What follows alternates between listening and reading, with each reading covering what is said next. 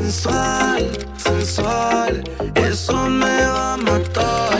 Sensual, sensual. Aquí Randy Garcia, on est à Fit Story chez The Five, ya tú sabes.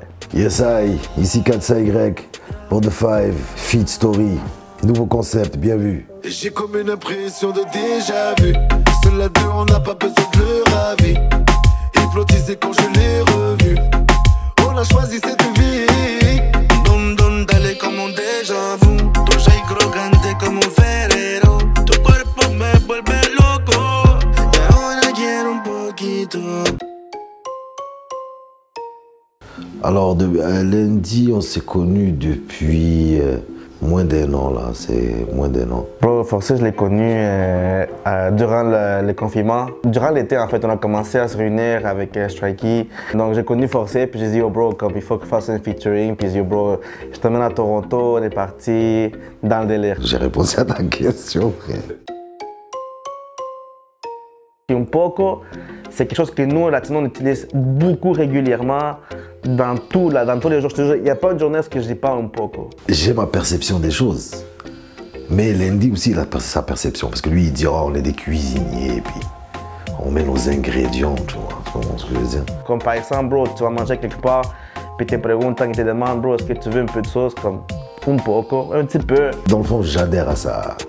J'adhère à sa perception. C'est beaucoup plus facile que si je commence à me développer. Mais j'adhère. Tu vas voyager, ok? Tu parles anglais? Un poco. Je parle un peu anglais.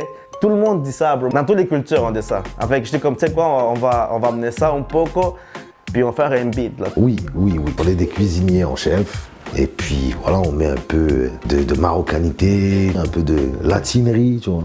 C'est ça, un poco pour moi. C'est comme ça que je considère ça. C'est un petit peu de notre sauce à chacun, quoi. C'est ça, un poco. Fait que ça, c'est vraiment la base d'un poco. C'était long, mais c'était chill.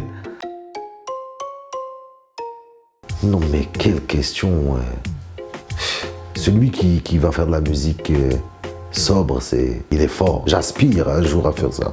Ah, bro, je pense qu'on a enregistré sur qu'on boit, bro. Moi, j'ai un penchant pour le verre. Surtout Forcé, il amène son matos. Les Latinos, ils ont d'autres choses. Moi, c'est le verre, quoi. Ça fait partie d'un artiste, je pense, quand tu vas au studio, tu bois, tu comprends, ça fait partie de rentrer dans une ambiance. Donc, voilà, quoi. Non, j'étais hype. Pour répondre à ta question. Moi, je m'adapte à lui, et lui s'adapte à moi, je pense. Puis ça crée, genre, comme une nouvelle chimie, bro. Bro, ça c'est une très bonne question parce que le temps que ça a pris, yo, c'était vite, bro. On a plié ça parce que comme je vous disais au début, nous à la base, on est allé à Toronto chez Mehdi Lindia pour enregistrer un autre son qui s'appelait Tevas. Donc c'était vraiment pas quelque chose qui était prémédité en fait. Quand on book une session avec Mehdi Lindia, c'est quelqu'un qui est très occupé, donc nous on book des plages horaires. Mettons, on dit bro, comme je te book de 1h jusqu'à 5h. Mais on a plié ça en 1h. Puis on croyait que juste une chanson allait prendre toutes les 4 heures. Habituellement, c'est comme ça. Bro, on a fait ça dans 1h30. Peut-être que Lundi allait vous dire 2, 1, parce que peut-être lui, il a passé beaucoup de temps en cabine. Moi, si je ne m'abuse, c'est peut-être 1h. Je pense qu'on l'a plié en 1h, en poco, pas Tevas. Parce qu'à la base, on s'en allait pour Tevas. Voilà. C'est un mélodiste hors pair. Vraiment, il peut te sortir des mélodies incroyables et très rapidement. Il peut arriver avec des mélodies vraiment incroyables, mais en peu de temps. Bro, Forcé, une des qualités que j'aime beaucoup, c'est quelqu'un qui sait beaucoup écrire. On dirait qu'il est comme un dictionnaire dans sa tête, bro. Je sais pas s'il a lu beaucoup, ou s'il a checké beaucoup de films. Ou... Une qualité que je pourrais lui donner aussi hors studio, comme dans la vie de tous les jours, c'est quelqu'un de très passionné. J'aime beaucoup comment il utilise ses rimes, tu comprends? Puis la manière que lui, il fait ses choses, peut-être qu'il sait pas, mais ça influence beaucoup sur mes flows à moi. Tellement qu'il est passionné, c'est contagieux, tu vois. Quand tu es à côté de ce gars-là, bah, tu as envie de faire de la zik. Et puis ça, c'est important. Puis yo, je voulais quelque chose. Forcé pour moi, c'est comme mon maître Jedi. C'est Yoda, bro. Attends, Davke.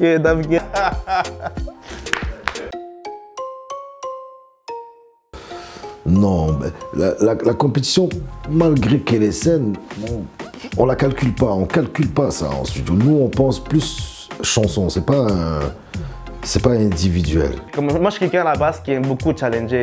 Dans toujours dans ma vie, Mais c'est un bon challenge, pas un challenge de jalousie ou quelque chose comme un challenge plus comme amical, tu comprends? Puis lui aussi, c'est un challenge, fait qu'il aussi va faire des choses fucked up, des mélodies fucked up. Je suis comme, oh my god, t'as dead, tu comprends? Fait qu'on reconnaît nos forces. Nous deux, on forme que quand on fait un son, en fait. Tu vois, no homo, tu vois.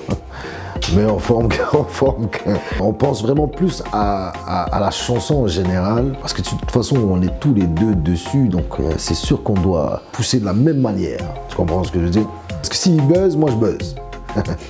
C'est comme ça, n'est-ce pas? Si il monte, je monte. J'ai pas de meilleur que lui et pas de meilleur que moi. On veut grandir, bro. T'sais, on veut juste grandir. S'il grandit, je veux grandir. C'est comme ça, tu comprends? C'est l'évier, bro. C'est ça, je pense que c'est comme ça la vie. On voit qu'est-ce qu'il fait. Je fais juste copy-paste. Ça marche pour moi. C'est ça la vie, bro. Voilà, la compétition, je sais pas, c'est plus pour les étrangers. Les gens qui ont une alliance, je sais pas. Je perçois ça comme ça. Mais je comprends là, les gens que bon, ça les booste aussi, tu vois. C'est un sport aussi. Je considère ça aussi comme un sport, tu vois. C'est ça, là.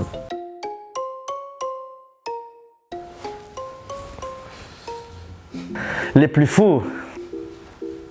Manny Sparks. Manny Sparks, bro. Yeah. Yo, ce gars-là, c'est un danseur. Mon gars, il a des skills que je comprends pas. Parce que lui, il te fait une danse spéciale. Danseur! Il te fait une danse spéciale. Incroyable, incroyable. Yo, même moi, là, je suis comme, bro, c'est quelque chose de nice, là. Yo, t'es viral, là. On a même créé un petit challenge, là, avec Manny qui danse avec ses anges. Danseur! Il aime ça, tu vois. Danseur!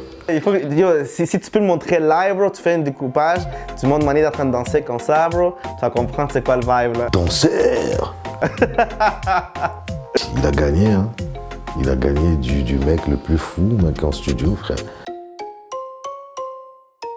Mais oui, bien sûr, bro, je pense que quand tu as une formule, tu l'utilises beaucoup pour pouvoir en sortir les meilleurs, ce qui soit.